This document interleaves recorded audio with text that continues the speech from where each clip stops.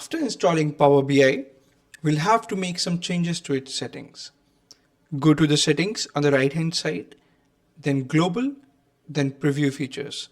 Select all available preview features by default. These changes with each monthly release. Second, down below you could see there is an option called current file.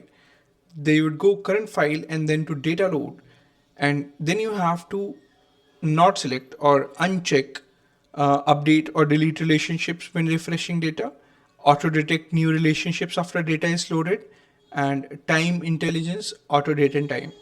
That is done so that when you reopen Power BI after doing an operation, it doesn't delete your or eliminate your data. Then you'll go to the current file and then to the regional settings, and there you will choose English United States for this course. Hey, this is important. Options in the current file need to be adjusted every time you open a new Power BI workbook. So these settings do not persist across new.pbix files. So that would be there. A little inconvenience, but we can go through it.